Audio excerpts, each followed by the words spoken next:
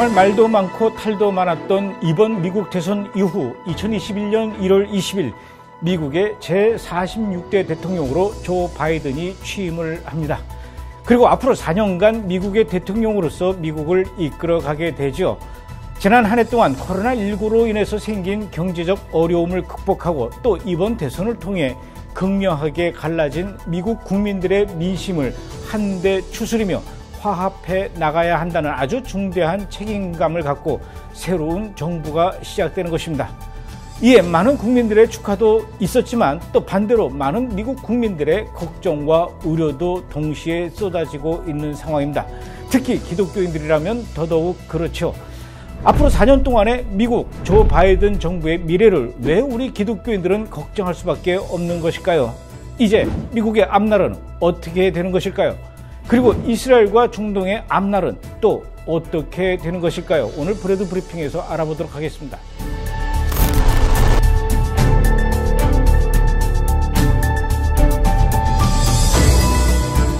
조 바이든 정부를 맞이하면서 여러 부분에서 염려스러운 것들이 있기는 하지만 먼저 하나님의 눈동자 이스라엘과 중동 문제에 대해서 그리고 현재 가장 치열한 영적 전투 문제인 성소수자 문제와 낙태 문제 등에 대해서 살펴보며 미국의 앞으로의 행보와 영적 흐름을 좀 짚어보려고 합니다.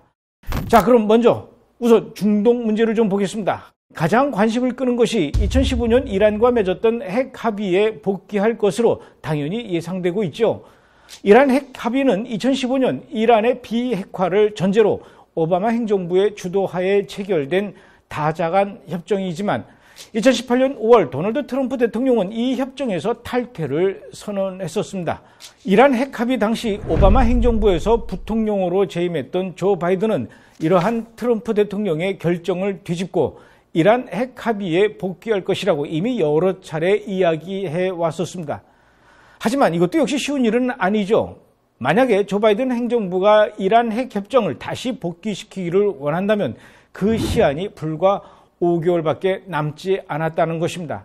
현재 이란은 2018년도 도널드 트럼프 미국 행정부의 이란 핵 합의 탈퇴와 제재 복원 그리고 지난해 코로나19 사태로 심각한 경제난에 빠지면서 이란 국민들 사이에서는 반미 정서가 그 어느 때보다 더 높아지고 있는 상황입니다.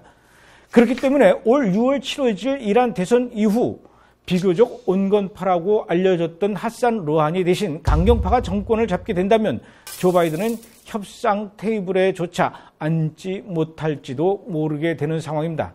그걸 피하기 위해서는 바이든이 대통령으로 취임하자마자 이란 문제부터 매달려야 하는데 그건 미국에게 그다지 좋은 그림은 아니라는 것이죠. 특히 이란 정부는 협상 테이블에 앉기 전에 먼저 미국이 이란을 향해서 걸어놓은 각종 경제 제재 조치를 해제할 것을 요구하고 있습니다. 이걸 두고 미국과 이란이 서로 줄다리기 하다가 시간이 흐르면 협상 테이블은커녕 협상장 근처도 아예 가지 못한다는 얘기입니다. 그럼에도 불구하고 만약에 이란과 미국의 조 바이든 행정부가 용케도 5개월 안에 협상 테이블에 앉아서 도널드 트럼프가 탈퇴했던 핵 합의를 다시 원상복구시킨다거나 또는 올 6월 이란 대선에서 또다시 온건파가 집권을 해서 핵 합의를 원상복구시키게 된다면 그 뒤에는 어떤 일이 생기게 될까요? 그것은 당연히 이란에게 핵을 개발할 수 있는 시간과 명분을 만들어주게 되는 것입니다. 조금 오래된 이야기는 하지만 2015년 오바마 행정부가 주도했던 이란 핵 합의의 내용을 다시 한번 좀 살펴보도록 하겠습니다. 당시 이란 핵 합의의 주된 내용은 이란은 더 이상 핵을 개발하지 않겠다고 약속하면 국제사회가 이란을 향해서 가했던 경제 제재를 풀어주겠다. 외국에 묶여 있었던 이란의 자금들이 다시 이란으로 돌아갈 수 있게 해주겠다. 이런 것들이었습니다.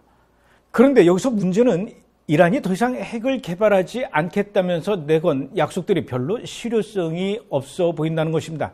이란이 핵을 개발하는지 안 하는지를 IAEA 국제원자력기구에서 감시하는 것이 아니라 이란 스스로가 감시하겠다는 것이었습니다.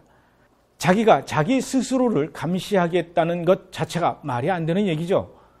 그런데 더 말이 안 되는 것은 이란에게 완전히 100%의 핵 개발을 제한한 것이 아니라 3.67%의 전홍축 우라늄 개발은 허용했었다는 것입니다. 이것은 이란에게 핵 개발을 할 수 있는 아주 작은 불씨를 허락해 줬다는 것을 의미하는 것이죠. 3.67%의 전홍축 우라늄 개발은 5%의 전홍축 우라늄 개발로 이어질 수 있는 것이고요. 5%에서 10%로 그리고 또다시 15%로 이런 식으로 얼마든지 늘려갈 수 있는 것입니다. 바로 이런 협상의 내용으로 인해서 이스라엘이 이란 핵 합의를 강력히 비난을 했었던 것이고, 또 트럼프 역시 가장 최악의 협상이었다며 2018년 이란 핵 합의 탈퇴를 선언했던 것 아닙니까? 그런데 올해 1월 4일 이란이 아주 놀라운 발표를 했죠. 이날은 우리나라 유조선 케미호가 이란의 혁명수비대에 의해서 납포되어 끌려간 날이기도 한데, 이날 이란 정부가 전홍축 우라늄 농도 20% 개발을 발표한 것입니다. 전문가들의 말에 의하면 적어도 핵무기를 만들려면 우라늄 농도가 90% 정도는 되어야 하는데 20%까지 성공했으면 그 다음 90%까지 가는 건 그야말로 시간 문제라고 합니다. 이란이 약속을 지켜줄 것이라는 순진한 믿음으로 핵 합의를 맺었지만 이란은 이렇게 뒤통수를 친 것입니다. 자, 이제 그럼 조 바이든은 어떻게 해야 할까요? 그동안 조 바이든은 도널드 트럼프가 탈퇴했던 2015년에 이란과의 핵 합의를 원상 복귀시키겠다고 계속해서 말해왔었습니다. 그런데 이런 상황을 보고도 아무런 생각의 변화가 없다면 그것이 오히려 더 이상한 것이 아닐까요? 이대로 이란이 핵무기를 만들도록 내버려 둘 작정일까요? 결국 그 이란의 핵미사일이 미국의 본토를 향하게 될지도 모르는데도 말입니다. 이스라엘이야 당연히 이란의 핵미사일 사정권 안에 들어가니까 더 큰 문제지요. 이란의 유력 일간지 타임 오브 이스라엘에 따르면 이스라엘의 베냐민 네타냐후 총리와 그의 최측근 참모들은 지금 조 바이든이 꾸리고 있는 외교 정책팀에 대해서 매우 우려하고 있는 것으로 알려졌습니다. 당연히 우려하지 않을 수가 없겠죠.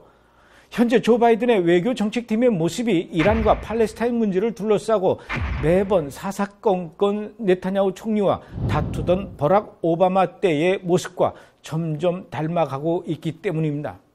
이번에 미국 국무부 부장관직에 지명된 사람이 웬디 셔먼이라는 인물인데, 이 사람은 2015년 이란과의 핵 협상 당시에 미국 측 수석 대표였었습니다. 조 바이든 정부의 국무부 장관으로는 토니 블링컨이 지명되었는데 이 사람 역시 오바마 정부에서 국무부 부장관이었었습니다. 또 2015년 이란과의 핵 협상 당시 참여했던 제이크 설리번이라는 인물도 역시 이번 조 바이든 정부에서 국가안보 보좌관이 되었다고 합니다. 자, 이렇게 미국은 과거 오바마 정부 시절 그랬던 것처럼 또다시 이란과의 협상 준비를 갖춰나가고 있습니다. 그 와중에 이란은 그동안 숨죽이며 숨겨왔던 발톱을 미국의 바이든 행정부를 향해서 서서히 드러내고 있습니다. 그와 동시에 이스라엘을 향해서도 칼을 갈고 있죠. 특히 금년 1월 6일 텔아비브 대학의 싱크탱크인 국가안보연구소가 발표한 연례 보고서에 따르면 이란의 카셈 솔레이마니 장군과 모센 파크리자대 핵과학자 암살, 그리고 시리아 내 이란 대리 세력들을 향한 이스라엘의 계속되는 공습 등 이란이 이스라엘을 공격하기 위해서 들먹일 수 있는 이유들이 많은 가운데 바이든 정부가 비교적 이란 문제에 대한 대응을 자제하며 신중한 태도를 보인다면 2021년에 이스라엘에 이전보다 더 큰 공세를 가할 수 있다고 합니다. 그리고 그 공세는 가자의 하마스나 레바논의 헤즈볼라, 그리고 시리아의 이란 대리 세력들을 통해서 이뤄질 가능성이 상당히 높다는 것입니다. 이런 군사적 위협을 마주한 이스라엘과는 달리 팔레스타인 측은 조 바이든 행정부에 기대하는 바가 아주 많은 것 같습니다. 조 바이든 행정부가 도널드 트럼프와는 반대로 이스라엘보다는 팔레스타인 편을 들어줄 것을 기대하고 있는데요. 우선 트럼프에 의해서 폐쇄된 워싱턴의 팔레스타인 해방기구의 사무실을 다시 열어주길 기대하고 있습니다. 조 바이든 측은 그렇게 하겠다고 이미 약속을 했었죠. 그리고 팔레스타인 자치정부에 대한 미국의 재정 지원 재개와 UNRWA, 즉 UN 팔레스타인 난민 구호 기구에 대한 미국의 재정 지원 재개, 이렇게 이전에 도널드 트럼프에 의해서 중단되었던 재정 지원들을 다시 재개해 줄 것을 바라고 있는 상황입니다. 도널드 트럼프가 팔레스타인 난민을 돕는다는 UN 기구의 재정 지원을 중단했던 이유는 미국을 포함한 국제사회가 재정을 기부해 주어도 그 돈들이 실제적으로 팔레스타인 난민들한테 쓰이지를 않고 거의 대부분의 돈들이 팔레스타인 지도층의 뒷주머니만 채우며 오히려 부정부패를 악화시키고 있었기 때문이었습니다. 그런데 조 바이든 측은 이것도 원상복구하겠다고 약속을 했었습니다. 이제 팔레스타인, 파타든 하마스든 양쪽 정치 지도자들만 신이 날 판입니다. 이렇게 이스라엘과 중동의 문제가 복잡하게 움직이는 동안 미국 내부에서도 만만치 않은 정치적, 사회적 변화가 일어날 것 같습니다. 그리고 그 변화는 미국의 영적 흐름에 아주 큰 영향을 미치게 될 것이죠.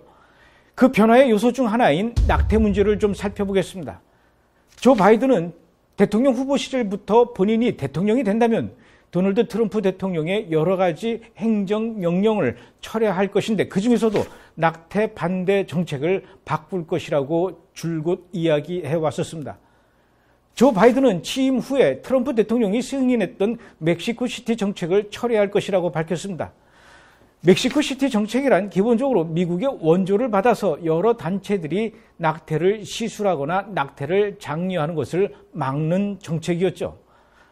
또 트럼프 대통령이 낙태 서비스 제공 업체인 가족계획연맹에 미국 연방기금을 지원하는 것을 막은 것과 정반대로 조 바이든은 이 업체에 다시 자금을 지원할 것이라고 그렇게 밝혔습니다. 이렇게 바이든 행정부는 낙태를 적극적으로 지원하는데 그와 동시에 성소수자들에 대해서도 아주 강력한 지지를 내보이고 있습니다. 조 바이든은 원래 미국에서도 웬만한 사람들은 다 아는 동성애 지지자였죠. 동성 커플의 결혼식에서 주례를 섰을 정도였으니까요. 그래서 조 바이든은 그의 행정부에서 LGBTQ 권리를 우선순위로 삼겠다고 계속해서 거듭 다짐했었습니다. LGBTQ란 레즈비언, 게이, 양성애자, 트랜스젠더, 또 성정체성에 대해서 갈등하는 사람, 즉 모든 성소수자들을 일컫는 말인데요. 조 바이든은 LGBTQ 지명자들을 미국 행정부의 몇몇 주요 요직에 이미 내정했습니다. 특히 2020년 12월 15일 자신의 트위터를 통해 피트 부티지지 전 인디애나주의 사우스밴드 시장을 교통부 장관으로 지명한다고 공식 발표했습니다. 이 부티지지 전 시장은 2015년 동성애자로 커밍아웃을 했고 2018년엔 중학교 교사인 남자와 동성 결혼을 했다고 하죠. 부티지지 전 시장이 상원 인준을 통과한다면 미 역사상 최초의 성소수자가 정부 강요가 된다고 합니다. 또 지난해 11월 29일 카말라 해리스 부통령 당선자의 비서실장이었던 카린 장 피에르가 백악관 수석 부대변인으로 발표되었습니다. 이 사람은 레즈비언이라고 알려져 있죠. 또 레즈비언이자 바이든 선거운동의 홍보이사였던 필리 토바르가 공보부국장에 낙점되었습니다. 그런가 하면 바이든이 부통령이었던 시절 바이든의 사회 담당 비서관 비서이자 게이인 카를로스 엘리손더가 백악관 사회 담당 비서관으로 임명되었습니다. 이 외에도 더 많은 성소수자들이 백악관에 들어설 것으로 예상됩니다. 한편 조 바이든 측이 대선 운동 당시 사용했던 캠페인 홈페이지를 보면 미국과 전 세계에서 LGBTQ+, 즉 성소수자의 평등을 발전시키기 위한 바이든 계획이라는 문서가 따로 만들어져 있었습니다. 이 문서에 따르면 조 바이든은 성소수자 보호를 위한 평등법 제정을 자신의 최우선 입법 사항이라고 강조했는데요. 그러면서 동시에 성소수자들을 위한 여러 정책들을 나열했습니다. 성소수자 가정을 차별하는 입양 및 위탁보호기관이 연방기금을 받는 것을 금지하게 될 것이며 미 국방부에 트랜스젠더들이 공개적으로 복무하고 필요한 자료를 받고 또 차별로부터 자유로울 수 있도록 지시할 예정이고 모든 트랜스젠더가 자신의 성 정체성을 정확하게 반영하는 신분 확인 문서를 가질 수 있도록 개인이 정부 문서의 성별 표시를 M, F 또는 X로 변경할 수 있는 옵션을 제공하고 트랜스젠더로 확인된 학생들이 선택한 성별 정체성에 해당하는 욕실, 라커룸, 샤워를 사용할 수 있도록 하는 오바마 전 대통령의 지침을 복원하게 될 것이라고 약속을 했습니다. 뿐만 아니라 동성애 전환 치료 및 상담을 금지할 것이라고도 밝혔죠. 국무부, 국가보안국과 기타 연방기관에서 LGBT 권리 담당 직책을 만들어서 미국 정부 내부는 물론 전 세계의 동성애 인권을 강화할 계획이라고 적혀 있습니다. 마지막으로 현재 미국의 영적인 상태를 아주 잘 확인할 수 있는 중요한 사건을 하나 소개해 드리겠습니다. 이 일은 앞으로 4년 동안 미국이 어떤 영적인 흐름 가운데 나아가게 될지를 보여주는 또 하나의 사인이기도 하죠. 지난 1월 3일 미국 국회의사당에서는 상하원의 개원식이 모두 열렸습니다. 그중 하원 개원식에서 민주당 의원 중에 한 사람인 임마누엘 클리버 하원 의원이 개회 기도를 드렸습니다.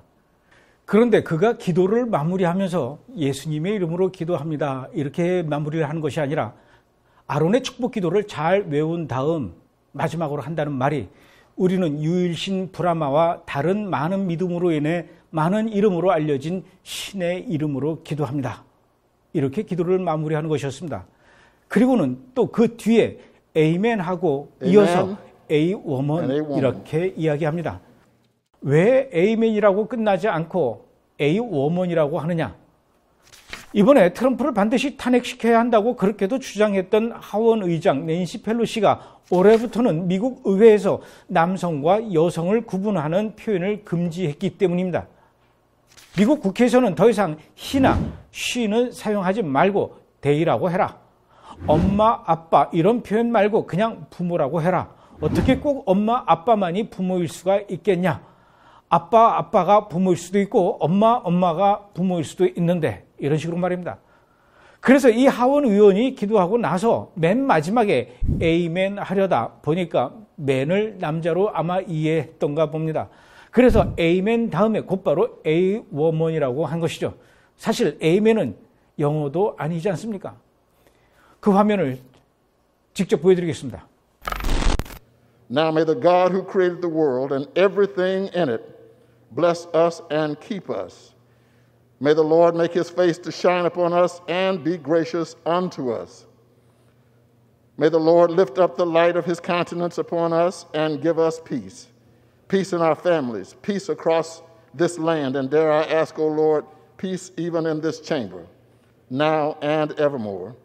We ask it in the name of the monotheistic God, Brahma, and God known by many names, by many different faiths. Amen. And a woman. 여러분, 이런 웃지 못할 코미디를 연출한 것이 바로 미국 하원 회의장이고 이날 이렇게 기도한 사람이 바로 25년간 미국 감리교에서 목회를 했던 목사님이기도 하답니다. 이것이 바로 지금 미국의 영적 현실이며 이런 상황이 앞으로 미국에서 4년간 더욱 극심하게 펼쳐지게 될 것을 미리 보여주는 것이나 다름없습니다. 물론 우리나라를 위해서도 기도해야 하는 것은 분명하지만 그럼에도 불구하고 우리는 미국을 위해서도 기도해야 합니다. 미국이 전 세계 많은 나라에 그 영향력을 얼마나 많이 미치고 있습니까? 미국의 문제는 미국만으로 그치질 않고 곧바로 이스라엘에 영향력을 미칩니다. 그리고 우리나라에도 곧바로 그 영향력이 미칠 수밖에요. 그래서 미국을 위해서 기도해 달라는 것입니다. 미국이 절대로 과거 오바마 정부 때처럼 이스라엘을 적대시하고 이란 편에 섰던 그 시절로 돌아가지 않도록, 미국이 절대로 과거 오바마 정부 때처럼 성경의 권위를 무너뜨리고 동성애로 물들여지지 않도록 기도해 주십시오. 어둡고 답답해 보이는 미국의 상황 가운데서도 왕 되신 예수님께서 여전히 미국을 통치하시고 미국을 통해 만방의 주님의 뜻을 이루시며 그 땅에서 계속해서 하나님을 사모하며 찬송하는 소리가 넘칠 수 있도록 여러분들이 함께 기도해 주십시오. 이번 주 브레드 브리핑이었습니다.